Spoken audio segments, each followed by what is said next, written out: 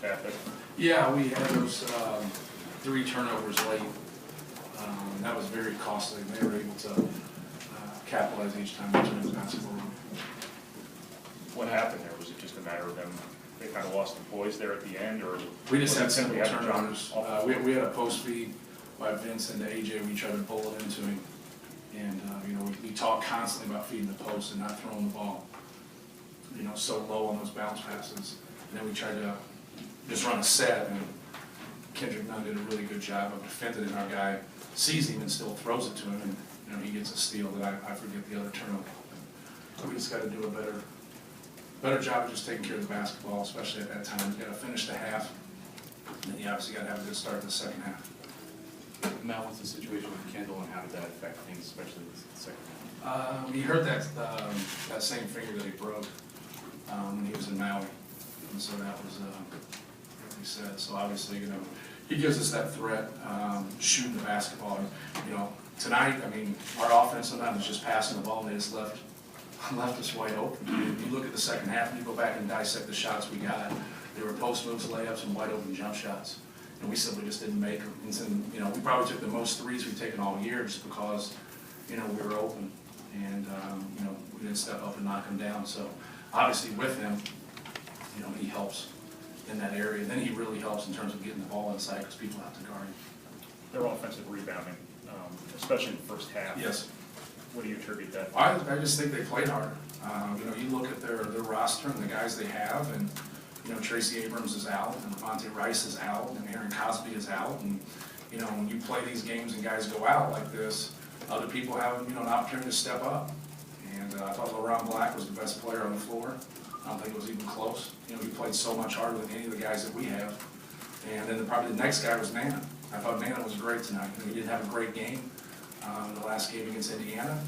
And I always say, substance always bounces back. You have a bad game when a kid has substance like Nana Igloo. They're going to land on the line and play hard and try to, have a good game that next game. So, you got 5 blocks, and I thought those 2 guys played so much harder than anybody else who played today. I think that was the difference. Matt, you talked about wide open jumpers and probably scouting Illinois. You noticed that that happens a lot this year. Do you know why it is that they? Well, we don't shoot very many threes. We shoot the least amount of threes in our league, and they shoot a lot of threes. And so tonight, if you look at the stat sheet, they took 10 and we took 21. So, I thought they were smart in being selective, and I thought we weren't smart. When they went ultimately small, they had Malcolm Hill on A.J. Hammons. We literally are wide open for 2 guys that that can actually make the threes. But you have to probe the defense and get the ball to your 7-footer where they got their 2-guard on them, and we just didn't make those type of plays. And so I thought they were smart tonight in driving the basketball a little bit more than taking so many threes. Because when it's going for you, there's nothing wrong with it. But when it's not, the 3 can get you in games and also get you out. I thought Illinois was really smart tonight. With Kendall, is there any chance this is something he might have to miss time for to try to get his way? I have no idea. Ben, you mentioned their injuries. Have you seen in your time, does that make a team after they have an injury, make them more dangerous because they're going to try and play up to it? Well, I think with Black, he got an opportunity to play. He's one of those guys, just reading John's quotes, that, and I saw him because I'm on the USA Basketball Committee, once he learns what's going on, he's going to be really good. But sometimes, and I played with a guy named Steve Scheffler that said, the game got to be too much at times for him when he was a young player. And he said, but the one thing I could do was play hard. I might not know the plays, I might not know what the hell's going on, but when that ball goes up, I can go get it. And I can run the floor, and I can bring energy, and those guys are valuable. And, once he gets the feel of John's system and what's going on, and it takes some guys a little bit longer, and that doesn't mean anything, it just does. But, he went out tonight and played hard. He took good shots, he was around the ball, he had that kind of energy. And then when you do that, the crowd here is so good, and they fed off of that. And, you got to give him credit because he got an opportunity because some people got hurt. And for this game, it was probably a blessing in disguise. In the league, in a shot like that, in fast making shots like that, and that kind of try to almost demoralize you. Makes you feel like you're not playing as hard as you can, things like that. But we took care of the ball, we played as hard as we could. What was your locker room like after that? Did it take a little wind out, for lack of a better term? that 8-0 run basically didn't have a minute. Terrible minute for us, to say the least. Now, that came right after John picked up his second, had to leave the game. Is that a coincidence, or did that?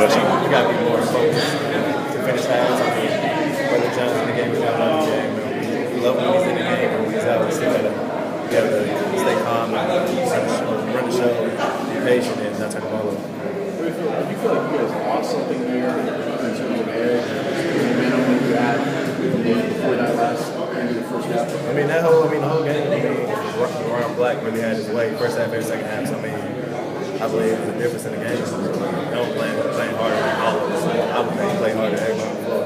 I think he played better than everybody, the best player on the floor. So, he'll bring that energy, bring that hustle, get those rebounds, put back and things like that. Just really help their team. He stuck it to us. It's really helpful. That's my box score, so I don't know how many minutes he played, but this was obviously the most he played, probably total and probably consecutively. You pretty tired? It's fun playing college basketball. Relied on to step up and producing those minutes. You guys took a lot of threes tonight. Did you feel like that was just happening within the flow of the offense? Do you feel like you guys took too many and got away from getting inside? We might have got away from going on the side a little bit. You know, he did open his back and missed it and throw it in there. But, it's just part of what's the flow of the offense. So it's too much in there. You got it. Yeah, we probably could have tried to get inside.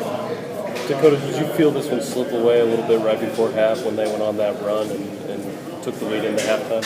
I don't say it slipped away. We had 20 more minutes to play.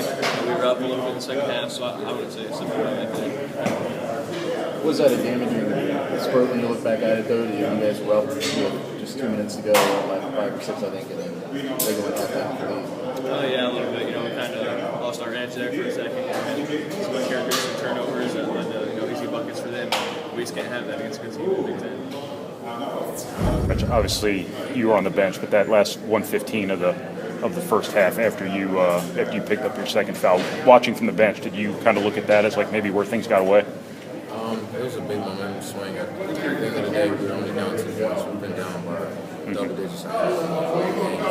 So, I mean, that was a big momentum swing for them. They came out that last 2 minutes of the game, and they got a couple offensive rebounds. They got a three-pointer. So, that kind of inflated us and gave them momentum. There were some early post turnovers, and you guys went like 15 minutes without a turnover. What happened there in the last couple minutes? I think Dakota said he thought you guys lost your edge and something like that. Do you know what exactly went wrong? I would have to go back and see in the film and see exactly what went wrong. Towards the end of the game, we didn't execute a couple plays. That was a big difference in the game as well. And we kept letting them get to the foul line. And they're the best free throw shooting team in the conference. So that was just a big minus for us. What were the breakdowns, I guess, defensively in the second half? Because you had a pretty good defensive first half, and perhaps they just got their heads up and started making shots they were missing before, or was it anything you guys were breaking down on defensively? They were getting offensive rebounds and converting. And that right there pretty much was the game. We didn't get the stops we wanted. And even when we did get the stops, they got the offensive rebound, which allowed them to, it was frustrating. You guys have rebounded so well, especially what happened there with just the overwhelming number of offensive rebounds. Black just was relentless on the glass, and we couldn't keep him off really. I don't know why. We practice that every day, so there's no excuse for it.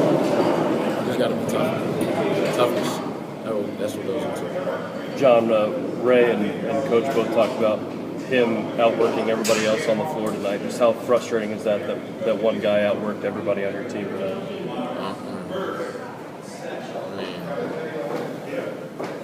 Just think about it. We got stops, and how deflating it is to give up an offensive rebound and then put it back, or then get a 3 off of it.